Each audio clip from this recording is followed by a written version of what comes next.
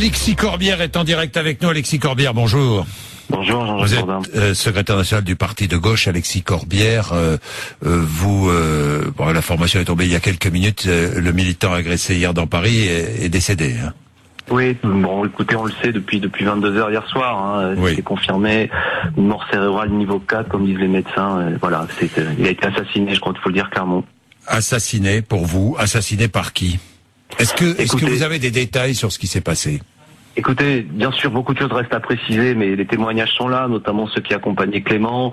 Il était connu, vous l'avez dit, dans cette mouvance antifasciste de ces jeunes qui se mobilisent contre les groupuscules d'extrême droite, et ils sont tombés en contact avec 3 militants, peut-être 5, d'extrême droite, clairement. Vous savez, c'est skinhead, crâne rasé, bombeur, et à partir de là, échanges verbaux, et sur le trottoir du magasin où ils étaient, un coup de poing fatal, peut-être manifestant avec un poing américain qui lui a brisé le nez en pleine face, et la tête est allée heurter un poteau et la mort était quasi immédiate. C'est pour ça que je me permets de dire que c'est un crime politique. C'est parce que Clément était connu pour son engagement contre l'extrême droite qu'il a été frappé par ces gens. C'est une évidence. C'est pour ça que, écoutez, au-delà de la colère, il faut que les pouvoirs publics prennent des décisions. Ces groupuscules, on les connaît, ils paradent des fois. On les a vus à la fin de la manifestation pour tous l'autre jour. Ils font le coup de poing ici ou là. Je surestime pas leur importance. C'est quelques dizaines, quelques centaines de personnes, mais qui exaltent la violence, sont nostalgiques du fascisme italien ou du nazisme allemand, qui frappent nos militants. On veut leur dissolution, c'est le sens, vous savez, on fait un rassemblement ce soir à 18h30 place Saint-Michel, sans doute avec Jean-Luc Mélenchon, pour donner la dissolution de ces groupes si c'est confirmé qu'ils sont bien eux les coupables, et tout converge vers le fait que ce soit eux. Oui, jeunes nationalistes révolutionnaires, hein. Oui, tout à fait. Apparemment, ces militants d'extrême droite. Mais comment pouvez-vous dire que ce sont eux les responsables, Alexis Corbière? Vous avez des... Oui.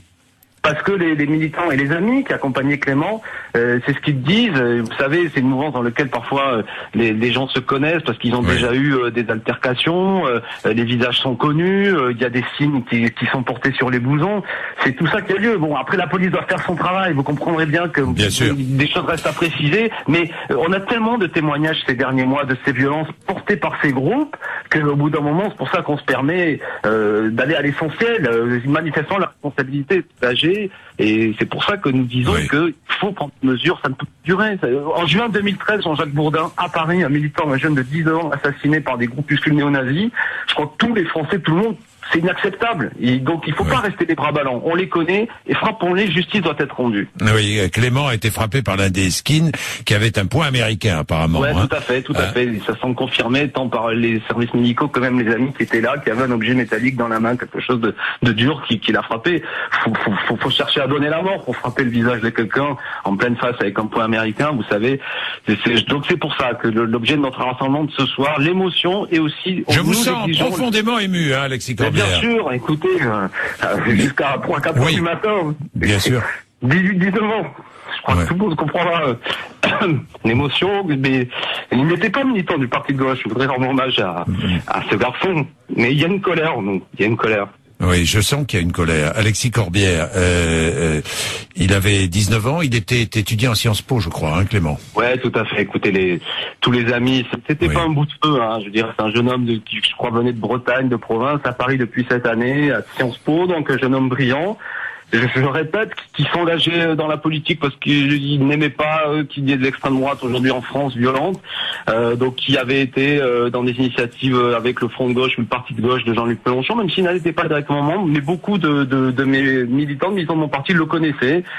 Il avait fait des actions notamment à Sciences Po en défense de militants syndicalistes qui avaient des problèmes avec la justice. Vous voyez, c'était un homme qui était engagé dans la vie publique, et c'est pour ça que pour nous c'est clair. Et d'ailleurs, même j'ai les 2 témoins qui étaient avec Clément le confirment.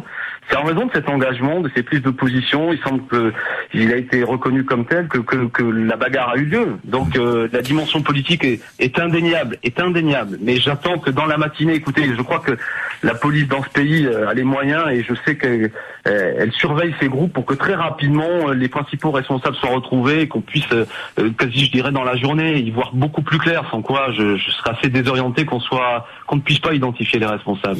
Nous attendons des mesures. Merci Alexis Corbière. Et Jean-Jacques Bourdin. Merci, il est 7h17.